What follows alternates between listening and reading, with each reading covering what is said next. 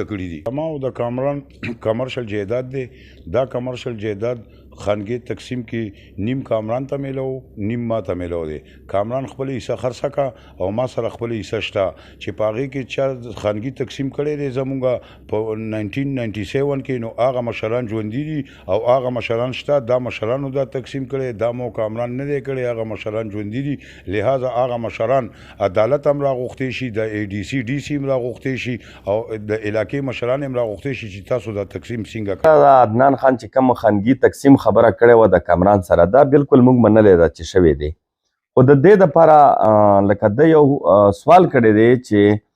په دې کې مشران ناسو د کلي و هغو تقسیم باقاعده کړی. نو دې دپاره ده جرګه رالېږلې وه د نن نه 10-15 دن وړاندې، او د هغې په بنیاد باندې په رینګ روډ باندې نیم عدنان خان دی او نیم کامران خان دی. نو هغه جرګې باقاعده ده ورته وویل چې دا کچ وکړئ دوباره چې د کامران خان سره څومره ده او ما سره څومره ده. نو په هغې کې باقاعده 95 مرلې د کامران خان ډله ور واوړې ده چې هغې کې 81 مرلې زما وله دا هم ده. نو د دې جرګې نه دی ولې وتښتېدلو؟ موږ سره ثبوت هم دی او د عدنان خان چک هم ما سره پروت دی د 10 لاک روپو د مچالګې او په سټام لیکلی بیان یې هم را سره پروت دی او د ده جرګې وله چې کوم دي د هغو دستخطونه او انګوټې هم ماته لګېدلي دي په سټام باندې. هغو پې باندې باقاعده دا پړه ویله ده چې د کامران خان تا سره 95 مرلې په دې ځای کې دي. د کامران نه 81 مرلې ځای نه دی اخیستی. غلط بیاني کوي. د کامران نه 462 مرلې ځای اخیستی دی او دا 462 مرلې ځای د سره په قبضه باندې موجود دی او د سره انتقالونه هم دي. که کوم ځای د خرڅ کړی وي د هغې انتقال کړی دی او چې کوم د خلکو ور سره انتقالونه پاتې دي ما سره دلته موجود ځای نه دي چې دې کې جانزیب 35 مرلې اخیستي دي. دا باقي انتقال ورته د حاجي قیوم پاتې دی. د بلیک میلر دی. د بلیک میلینګ کوي. د هغې 462 مرلو انتقال هم دته میلو دی او قبضه هم دته میلو. د 462 مرلو د 81 مرلو کې خو هیڅ شک نشته. هغه خو چې کوم هغه راغلي وو، اعلی افسران راغلي وو، ای سی راغلی وو، تحصیلدار راغلی وو،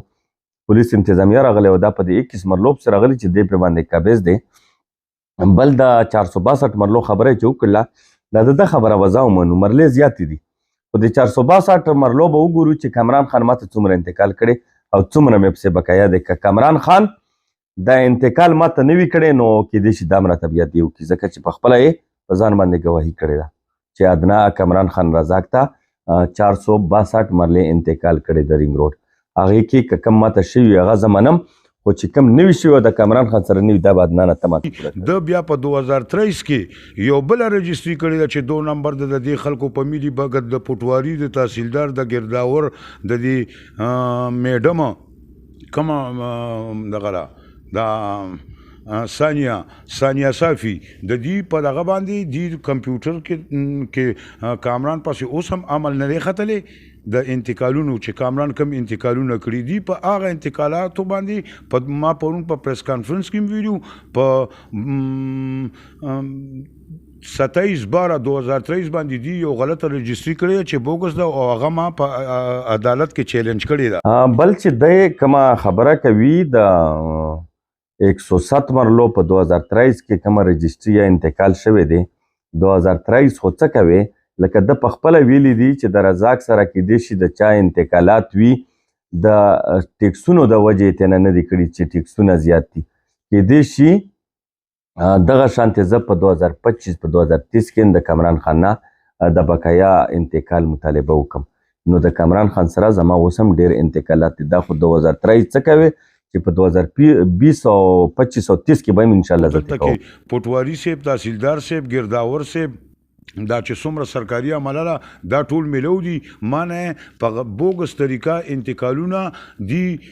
د کامران او د دې په سلا باندې دي کړي دي. دا د اربونو روپو جایداد دی خو دي اوس ماته هغلته کې د 2017 دغه ښیي دا څه نامه انتقال ښیي چې ما په 2017 کې انتقال کړی او دی د ښځې حقمیر دی. د کامران د ښځې حقمیر هم و. د کامران د ښځې ګوشواري دي روغ کلی شي. د کامران ښځې 15 کناله د دې 14 جریب نه زیات بیکر دا خرڅ کړی دی او دې سره دا ټول میلو دي کې د دې ګوشوارو کې داسې انتقالات دي چې هغه د دې میډم د دې عبدالرازق او د دا څومره چې قبضه ګروپ دي د دې په ایما باندې دي زما د هغې نه انتقالات غیب کړي دي هغه انتقالات دي غیب کړي دي خو ما روخې دي ځینم پرچې غیبي کړي دي ولا انتقالات ما سره موجود دي پټواري صاحب تحصیلدار صاحب او د میډم اول ته قانونګو کې کړي دي خو ما سره هغه ما روغ کړي او ما سره دي زه ثابتولی شم چې دا دی ملي بغت بله خبره چې د کړې ده چې کم د کامران خان د کور والا رزاق ته انتقال شوی دی دا په ګوشوارو کې د دې په دې دوران کې انتقالات یا چې کومه حصه دا ختمه شوې ده که دا ختمه وي زما انتقال بالکل داسې وګڼه چې به دا غلط دی خو که بیا په هغه ټیم کې د کامران خان د کور والا مالک وي په دې دوران کې ماته شوي وي نو هغه د کامران خان د کور والا حکمي هر دی په هغې کې نه د کامران خان کار شته او نه پکې د عدنان خان شته نو لحاظه د 21 مرلې چې کومې دي دا همغه انتقال دی ما سره د کامران خان او د کامران خان د کور والا هم عبدالرازق هم دا میډم هم تحصیلدار هم پټواري د دې څه کار دی دا په ریوینیو هم نه پوهېږي دا خو د ریوینیو ریکارډ راغواړي او دا خو دې وګوري چې دغه دا څه نامه نه دا کمپیوټر د دې مینول نه جوړ دی که دا مینول د کمپیوټر نه جوړ دی دی غلط بیاني کوي دا دې له دې وکیلان راغوښتې شي دې له دې پوه خلک راغوښتې شي چې دا وګوري دا دی لاړ شي عدالت کې دی ووایي او که د ده سره سوي نو دی د عدالت کې ثابته کړي که نه دلته کې خو نه دا خو دې ملي بغت کړی چې 100 کروڑ روپۍ په دې ټولو باندې خروړي دا چې 100 کروڑ روپو خبره خو نه دا د عربونو روپو جایداد دی د عدالت ته لاړ شي د ما ته باندې د تقسیم دا وکړي که د سره کم وي زه به ورکم ولا که نه دی خو غلط بیانۍ نه کاروي په ملي بغت باندې لګیا دي او لګیا دي زما د عربونو روپو جایداد هړپ کوي په څه خبره هړپ بل چې دې کومه خبره کوي چې په دې کې د اعلی افسرانو نوم علي د ډي سي یا د پټوار د افسرانو وی چې په ملي بغت باندې رزاق د دې هغه غیب کړي دي نو دا یو ډپارټمنټ دی دا ډپارټمنټ چې کوم دی دا رزاق دومره تکړه نه چې دا ټول ډپارټمنټ واخلي خو دا دی په خپل هوش کې دا خبرې نه کوي ځکه چې ای سیم د په هغه کې غل دی ډي سیم غل دی تحصیلدار هم دی پټواري هم دی ګرداور هم دی اس ایچ او هم دی ډي اس پي هم دی ایس پي هم دی د پولیس انتظامیه هم ده کمشنر هم دی ډي سي دی ایډیسین دا ټول د په هغه کې ټیک دي او دې چې کم سوی نو کېدای شي ما خو په پریس کانفرنس کې ویل که دې صحیح وي چې موږ هم دبسې روان شو که نه بیا د نشې په حالاتو کې خبرې کوي د خانې د جوش په حالاتو کې کوي نو بیا د خلک په دې باندې لغول دا انتقالات د سره مونږ دا نه وایو چې دا غلط دی دا انتقال د ټیک دی خو په دې انتقال د ته قبضه هم میلاو دا انتقال هم ورسره دی او که کم انتقال د سره موجود دی نو د هغه ځمکه خرڅه کړې ده د هغه خلک د ټیکس دپاره چې ټیکسونه ډېر شو هغې انتقال نشي کولی نور جانزیب دی او کیو مجي دی رو دې غوښتې شي کیو مجي نه دې هم تپوس وکړلی شي چې څومره انتقال ستا پاتې دی او د دغه نه دې هم دا تپوس وکړلی شي د جانزیب نه دې هم وکړلی شي چې دې ځای کې تا سره رازق سره ستا څومره انتقال پاتې دی دی بلیک میلر دی بلیک میلینګ کوي دی عدالت ته لاړ شي دی په ما د تقسیم داوو کی زاړو دا ویم نه خو دی غلط بیانې نه کارلی د کامران د سره سلاله بل د ښځې ګوشواره دی مهرباني وکړلی شي سرکار دیو کی زمونږ چیف منسٹر کې پی کې ته گورنر ته چیف جسټس ته زمونږ دا سوال دی چې د انتقال او د قبضه دی وکتلی شي چې د سره انتقال او قبضه پوره ده او کنه ده دی خو بلیک میلینګ کوي چې دا کم یو نن دوه اخیستې دي چې دا د دې د خلکو انتقال دی د سره د دې خلکو سره کېدای شي زما په سټامپ باندې لیکلي چې پیسې هم به کوي او د دو کېدای شي انتقالات څه به کوي هغې نه زه انکار نه کوم خو هغه د پراپرټي خپل یو اصول دي لکه څنګه د رور او د بابي نه ما ځمکه اخیستې او سټیپ بای سټیپ مې پیسې ورکړي سټیپ بای سټیپ یې انتقال کړي دغه شانته کېدای شي هغې خلکو سره زما کروڑونه روپۍ وي که چاته ما 20 مرلې ورکړي دي او که چاته مې 32 مرلې ورکړي په هغې کې زما اوس هم 2-3 کروڑ روپۍ پاتې دي پیسې چې کله ماله راکړي که ما ورته د خپل ځان نه انتقال کولو که د عدنان خان د بابي نه مې ورته کولو که د کامران خان نه مې ورته کولو هغه ما سره سټمونه شته چې د کامران خان څخه انتقال زما ورسره څومره باقي دی بل چې دی دا خبره کوي چې د ده سره څومره قبضه ده او څومره انتقال دی نو دا خو زه په خپله ویمه چې دا ګوره دا سودا په سټام کېږي، د دې بنیاد سټام وي او هغه کسې بنیاد وي چې د چا نه یې هلې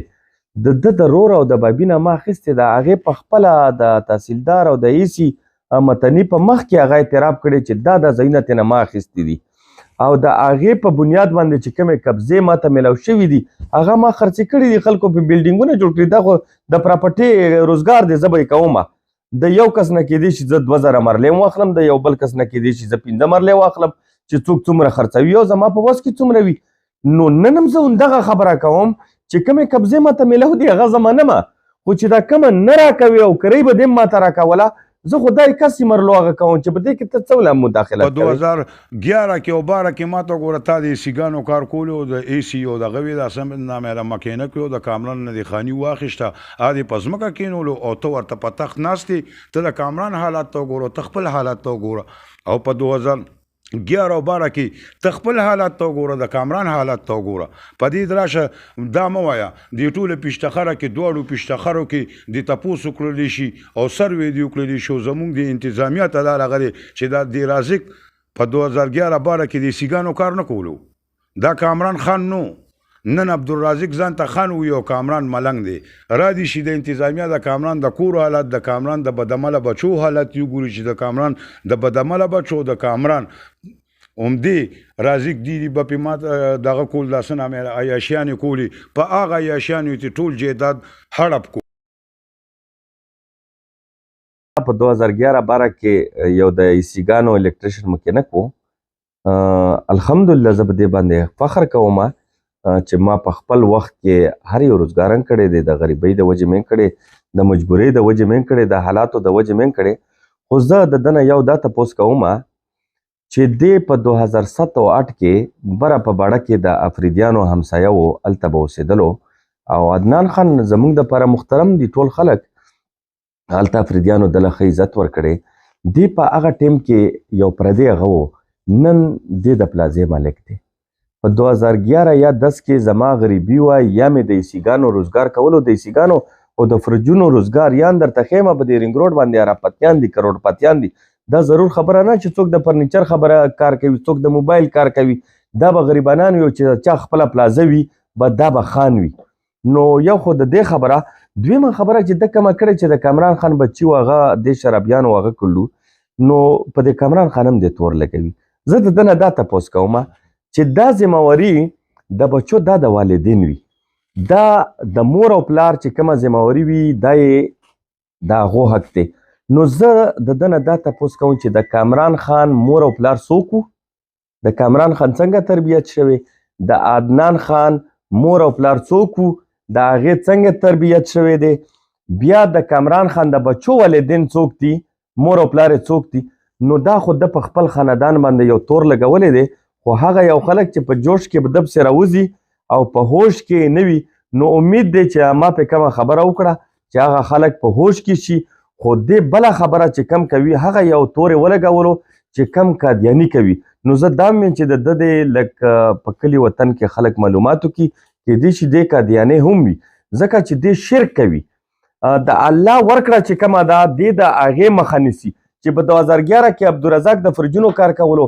نن دا د مارکیټونو مالک ولی دی. نو دا خو داسې شوله چې